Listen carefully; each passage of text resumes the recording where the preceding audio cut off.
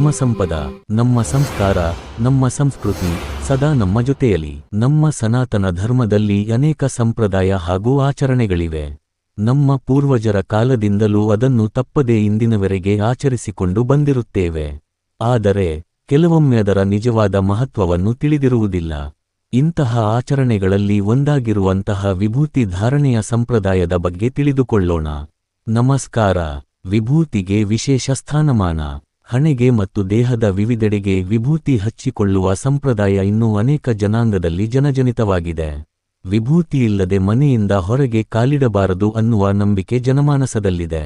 ಅಷ್ಟೇ ಅಲ್ಲ, ಶಿವನ ಆರಾಧಕರು ವಿಭೂತಿಯನ್ನು ದೈವಿ ಸ್ವರೂಪದಂತೆ ನೋಡ್ತಾರೆ. ವಿಭೂತಿಯನ್ನು ಭಸ್ಮ ಅಂತ ಕೂಡ ಕರೆಯಲಾಗುತ್ತೆ. ಶಿವ ಭಸ್ಮವನ್ನು ತನ್ನೆಲ್ಲ ದೇಹಕ್ಕೂ ಹಚ್ಚಿಕೊಂಡಿದ್ದ ಅನ್ನೋದು ಪ್ರತೀತಿ. ಅದೇ ಕಾರಣಕ್ಕೆ ಶಿವನನ್ನು ವಿಭೂತಿ ಭೂಷಣ ಅಂತಲೂ ಸಂಬೋಧಿಸೋದು. 3 ಪಟ್ಟಿಗಳು ಇಚ್ಛಾ, ಕ್ರಿಯಾ, ಜ್ಞಾನಶಕ್ತಿಗಳ ಸಂಕೇತ. ಹಾಗೆಯೇ ಪರಬ್ರಹ್ಮನ ಪ್ರತೀಕವಾಗಿರುವ ಓಂ ಸಂಕೇತ ಕೂಡ. ಈ ಲಾಂಛನ 3 ವೇದಗಳಾದ ಋಗ್, ಯಜುರ್, ಸಾಮವೇದಗಳನ್ನು ಪ್ರತಿನಿಧಿಸುತ್ತದೆ. ಆದ್ದರಿಂದ ಹಣೆ, ಎದೆ, ತೋಳುಗಳಿಗೆ ವಿಭೂತಿ ಪಟ್ಟೆ ಹಚ್ಚಿಕೊಳ್ಳುವುದರಿಂದ ಶಿವನು ಸಂಪ್ರೀತನಾಗುತ್ತಾನೆ ಮತ್ತು ಮಹಾಪಾಪಗಳಿಂದ ಮುಕ್ತಿ ಪಡೆಯಲು ಇದೊಂದು ಸುಲಭ ಹಾಗೂ ಸರಳ ಮಾರ್ಗ ಎಂದು ಪುರಾಣದಲ್ಲಿದೆ. ಪುರಾಣದಲ್ಲಿ ಪರಶಿವನ ವಿಭೂತಿ ಮಹಿಮೆ ಕುರಿತಾಗಿ ಒಂದು ಕಥೆ ಬರುತ್ತದೆ. ಸರಸ್ವತಿ, ಲಕ್ಷ್ಮಿ ಎಲ್ಲರೂ ಬಂಗಾರ ಹಾಕಿಕೊಂಡಿದ್ದಾರೆ.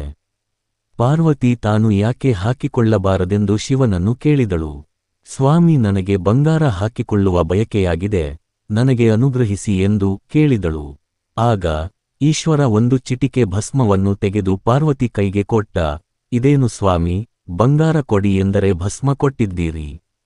ಈಶ್ವರ, ನನ್ನಲ್ಲಿರುವುದು ಇದೇ, ಇದನ್ನು ತೆಗೆದುಕೊಂಡು ಹೋಗಿ ಕುಬೇರನಲ್ಲಿ ಕೇಳು, ಇದರ ತೂಕದ ಬಂಗಾರ ಕೊಡುತ್ತಾನೆ ಎಂದ ಶಿವ. ನಂತರ ಪಾರ್ವತಿಯು ಅದನ್ನು ಅಲಕಪುರ ಅಂದರೆ ಕುಬೇರನ ವಾಸಸ್ಥಳಕ್ಕೆ ಹೋಗಿ ಈ ಭಸ್ಮದ ತೂಕಕ್ಕೆ ಬಂಗಾರ ಕೊಡಬೇಕು ಎಂದು ಕೇಳಿದಳು.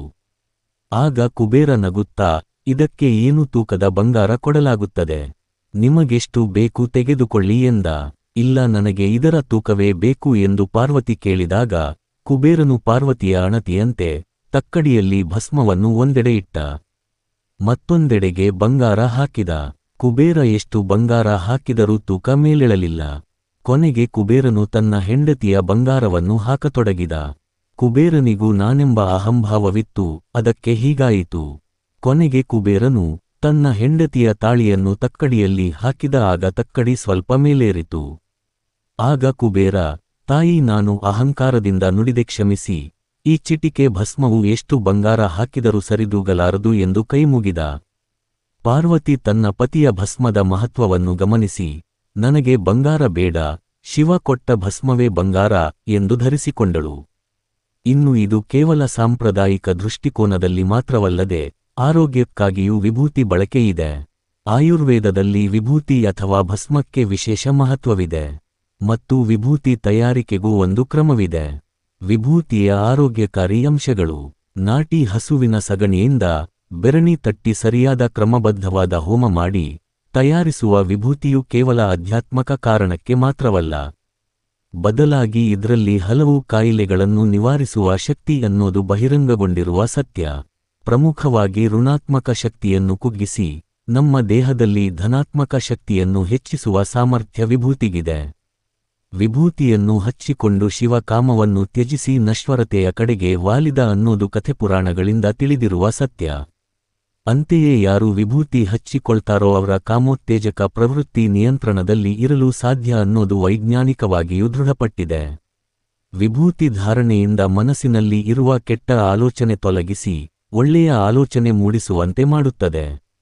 ನಕಾರಾತ್ಮಕ ಶಕ್ತಿಯ ಕಂಪನಗಳು ಎದುರಾದಾಗ ತಲೆನೋವು, ಗೊಂದಲ, ಚಡಪಡಿಕೆ, ದೌರ್ಬಲ್ಯ ಉಂಟಾಗುತ್ತದೆ. ಇಂತಹ ಸೂಕ್ಷ್ಮ ಭಾಗಗಳಿಗೆ ವಿಭೂತಿಯನ್ನು ಹಚ್ಚಿಕೊಂಡಾಗ ನಕಾರಾತ್ಮಕ ಶಕ್ತಿಯ ಕಂಪನಗಳಿಂದ ನಮ್ಮನ್ನು ನಾವು ರಕ್ಷಿಸಿಕೊಳ್ಳಬಹುದು. ವಿಭೂತಿಯನ್ನು ಪ್ರಮುಖವಾಗಿ 2 ಹುಬ್ಬುಗಳ ನಡುವೆ, ಗಂಟಲಿನ ಭಾಗ, 2 ಎದೆಯ ಬದಿಯಲ್ಲಿ ಮತ್ತು ಹೊಟ್ಟೆಯ ಭಾಗಕ್ಕೆ ಹಚ್ಚಿಕೊಳ್ಳೋದು ವಾಡಿಕೆ. ಇನ್ನು ಕೆಲವರು ತೋಳು, ಬೋಳು ತಲೆ, ತೊಡೆಯ ಭಾಗಕ್ಕೂ ಕೂಡ ಹಚ್ಚಿಕೊಳ್ತಾರೆ. ವಿಭೂತಿಯು ಚಕ್ರಗಳಲ್ಲಿ ಅಥವಾ ಮಾನವ ದೇಹದ ಶಕ್ತಿ ಮಾರ್ಗಗಳಲ್ಲಿ ಇರುವ ಬ್ಲಾಕ್ಗಳನ್ನು ತೆಗೆದುಹಾಕಲು ಸಹಾಯ ಮಾಡುತ್ತದೆ. ಇದು ಚಕ್ರಗಳನ್ನು ಸಕ್ರಿಯಗೊಳಿಸುತ್ತದೆ, ಇದು ವಿಭೂತಿಯನ್ನು ಅನ್ವಯಿಸುವ ವ್ಯಕ್ತಿಯ ಉತ್ತಮ ಆರೋಗ್ಯಕ್ಕೆ ಕೊಡುಗೆ ನೀಡುತ್ತದೆ. ಭಸ್ಮವನ್ನು ಆಯುರ್ವೇದದಲ್ಲಿ ಬಹಳ ಹಿಂದಿನಿಂದಲೂ ವ್ಯಾಪಕವಾಗಿ ಬಳಸಲಾಗುತ್ತಿದೆ. ಪವಿತ್ರ ಬೂದಿಯು ಮಾನವ ದೇಹದಿಂದ ಅತಿಯಾದ ತೇವಾಂಶವನ್ನು ಹೀರಿಕೊಳ್ಳುವ ಸಾಮರ್ಥ್ಯವನ್ನು ಹೊಂದಿದೆ. ಇದು ವ್ಯಕ್ತಿಯ ರೋಗನಿರೋಧಕ ಶಕ್ತಿಯನ್ನು ಹೆಚ್ಚಿಸುತ್ತದೆ ಮತ್ತು ಮೂಗಿನ ಅಡಚಣೆಯನ್ನು ನಿವಾರಿಸುವ ಮೂಲಕ ಶೀತ ಅಥವಾ ಸೈನುಟಿಸ್ ಅನ್ನು ಕಡಿಮೆ ಮಾಡುತ್ತದೆ. ನೀವು ಆಜ್ಞಾಚಕ್ರದ ಮೇಲೆ ವಿಭೂತಿಯನ್ನು ಹಚ್ಚಿದಾಗ ಅದು ವಾಸ್ತವವಾಗಿ ಮೂರನೇ ಕಣ್ಣಿನ ಮೇಲಿರುತ್ತದೆ. ಅದು ನಿಮ್ಮ ಆಲೋಚನಾ ಪ್ರಕ್ರಿಯೆಗಳು ಮತ್ತು ಉಪಪ್ರಜ್ಞೆ ಮನಸ್ಸನ್ನು ಸಂಕೇತಿಸುತ್ತದೆ. ನಕಾರಾತ್ಮಕ ಶಕ್ತಿಯು ಚಕ್ರದ ಮೂಲಕ ನಕಾರಾತ್ಮಕ ಆಲೋಚನೆಗಳಾಗಿ ಮಾನವ ದೇಹವನ್ನು ಪ್ರವೇಶಿಸುತ್ತದೆ. ಭಸ್ಮವು ತಡೆಗೋಡೆಯಾಗಿ ಕಾರ್ಯನಿರ್ವಹಿಸುತ್ತದೆ ಮತ್ತು ಮಾನವ ದೇಹಕ್ಕೆ ನಕಾರಾತ್ಮಕ ಶಕ್ತಿಯ ಪ್ರವೇಶವನ್ನು ತಡೆಯುತ್ತದೆ. ಇದು ದೇಹವನ್ನು ದುಷ್ಟಶಕ್ತಿಗಳು ಮತ್ತು ಶಕ್ತಿಗಳಿಂದ ರಕ್ಷಿಸುತ್ತದೆ ಮತ್ತು ವ್ಯಕ್ತಿಯ ಸುತ್ತಲಿನ ಸಕಾರಾತ್ಮಕ ಕಂಪನಗಳನ್ನು ಹೆಚ್ಚಿಸುತ್ತದೆ. ವಿಭೂತಿಯು ಒಬ್ಬ ವ್ಯಕ್ತಿಗೆ ಸರಳ ಜೀವನ ಶೈಲಿಯಲ್ಲಿ ತೊಡಗಿಸಿಕೊಳ್ಳಲು ಮತ್ತು ಸರಳ ಚಟುವಟಿಕೆಗಳಲ್ಲಿ ತೊಡಗಿಸಿಕೊಳ್ಳಲು ಜ್ಞಾಪನೆಯಾಗಿ ಕಾರ್ಯನಿರ್ವಹಿಸುತ್ತದೆ. ಇದು ಶಮಶಾನದಲ್ಲಿ ವಾಸಿಸುವ ಶಿವನ ಮೇಲಿನ ವ್ಯಕ್ತಿಯ ಭಕ್ತಿಯನ್ನು ಸೂಚಿಸುತ್ತದೆ. ವಿಭೂತಿಯು ಅವಳ ಸ್ವಾರ್ಥಿ ಆಸೆಗಳನ್ನು ಹೋಗಲಾಡಿಸಲು ಸಹಾಯ ಮಾಡುತ್ತದೆ ಮತ್ತು ಭ್ರಮೆ ಅಥವಾ ಮಾಯೆಯ ಜಗತ್ತಿನಲ್ಲಿ ಸಿಕ್ಕಿಹಾಕಿಕೊಳ್ಳುವುದನ್ನು ತಡೆಯುತ್ತದೆ. ಭಸ್ಮವು ವ್ಯಕ್ತಿಯಲ್ಲಿನ ಎಲ್ಲಾ ಇಂದ್ರಿಯಗಳನ್ನು ಸಕ್ರಿಯಗೊಳಿಸಲು ಸಹಾಯ ಮಾಡುತ್ತದೆ. ಒಬ್ಬ ವ್ಯಕ್ತಿಯು ತನ್ನ ಹಣೆಯ ಮೇಲೆ ಮತ್ತು ದೇಹದ ಕೀಲುಗಳ ಮೇಲೆ ಪವಿತ್ರ ಭಸ್ಮವನ್ನು ಹಚ್ಚಿದಾಗ ಅವಳ ಇಂದ್ರಿಯಗಳು ಗ್ರಹಣಶೀಲವಾಗುತ್ತವೆ. ಇದು ವ್ಯಕ್ತಿಯು ಶಿಸ್ತುಬದ್ಧ ಮತ್ತು ಕ್ರಮಬದ್ಧ ಜೀವನಶೈಲಿಯನ್ನು ನಡೆಸಲು ಸಹಾಯ ಮಾಡುತ್ತದೆ. ಕೆಟ್ಟದ್ದನ್ನು ನಾಶ ಮಾಡುವ ಶಕ್ತಿಯನ್ನು ವಿಭೂತಿಯು ಹೊಂದಿರುತ್ತದೆ. ಜೊತೆಗೆ ಯಾವುದೇ ದುಷ್ಟಶಕ್ತಿ ಹಾಗೂ ಋಣಾತ್ಮಕ ಶಕ್ತಿಗಳಿಂದಲೂ ಇದು ನಮ್ಮನ್ನು ರಕ್ಷಿಸುತ್ತದೆ. ಸರ್ವಲೋಕ ರಕ್ಷಕನಾದ ಶಿವನು ತನ್ನ ಮೈಪೂರ್ತಿ ಹಚ್ಚಿಕೊಂಡಿರುತ್ತಾರೆ. ಇದರ ಹಿಂದೆ ಒಂದು ಕಥೆಯಿದೆ. ವಿಭೂತಿ ಭಸ್ಮಕ್ಕೆ ಸಂಬಂಧಿಸಿದ ಇತರ ದಂತಕಥೆಗಳಲ್ಲಿ ಶಿವನ ಪತ್ನಿ ಸತಿ, ಆದಿಶಕ್ತಿಯ ಅವತಾರ, ಬೆಂಕಿಯಲ್ಲಿ ತನ್ನನ್ನು ತಾನು ಬಲಿ ತೆಗೆದುಕೊಂಡ ಕಥೆಯನ್ನು ಹೇಳುವ ಶಿವಪುರಾಣದಲ್ಲಿದೆ. ಇದನ್ನು ಕೇಳಿದ ಶಿವನು ಭಾವನೆಗಳಿಂದ ತುಂಬಿಹೋದನು.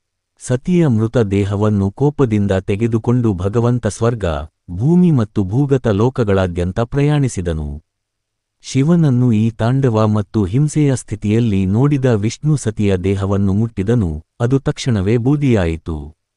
ತನ್ನ ಪತ್ನಿಯ ದೇಹವನ್ನು ಕಳೆದುಕೊಂಡ ನಂತರ ದುಃಖ, ನಷ್ಟ, ಉನ್ಮಾದದಲ್ಲಿ ಸತಿಯನ್ನು ತನ್ನ ಭಾಗವನ್ನಾಗಿ ಮಾಡಿಕೊಳ್ಳಲು ಬಯಸಿ ಶಿವನು ಆ ಬೂದಿಯನ್ನು ತನ್ನ ದೇಹದ ಮೇಲೆ ಲೇಪಿಸಿಕೊಂಡನು. ಮತ್ತು ಅಂದಿನಿಂದ ಶಿವನು ಆ ಬೂದಿಯನ್ನು ತನ್ನ ದೇಹದ ಮೇಲೆ ಧರಿಸುತ್ತಾನೆ ಎಂದು ಹೇಳಲಾಗುತ್ತದೆ. ಪ್ರಾಚೀನ ಗ್ರಂಥಗಳು ಶಿವನು ವಿಭೂತಿವನ್ನು ಅಂತಿಮ ಸತ್ಯವೆಂದು ಘೋಷಿಸಿದ್ದಾನೆ ಎಂದು ಹೇಳುತ್ತವೆ, ಏಕೆಂದರೆ ಇದು ಮಾನವರ, ಇತರ ಜೀವಿಗಳ ಮತ್ತು ಜೀವನವನ್ನು ಹೊಂದಿರುವ ಮತ್ತು ಅದಕ್ಕೂ ಮೀರಿದ ಯಾವುದೇ ವಸ್ತುವಿನ ಮರ್ತ್ಯ ಸ್ವಭಾವವನ್ನು ಸಂಕೇತಿಸುತ್ತದೆ. ಭಗವಂತನು ತನ್ನ ಭಕ್ತರನ್ನು ನಿರಂತರವಾಗಿ ನೆನಪಿಸಿಕೊಳ್ಳಬೇಕು, ಅರಿವಿನಲ್ಲಿರಬೇಕೆಂದು ಬಯಸುತ್ತಾನೆ. ಈ ವಿಡಿಯೋ ಇಷ್ಟವಾದಲ್ಲಿ ಲೈಕ್ ಮಾಡಿ, ಕಾಮೆಂಟ್ ಮಾಡಿ, ಶೇರ್ ಮಾಡಿ, ಮತ್ತಷ್ಟು ಮಾಹಿತಿಗಳಿಗೆ ಸಬ್ಸ್ಕ್ರೈಬ್ ಮಾಡಿ. ಧನ್ಯವಾದಗಳು.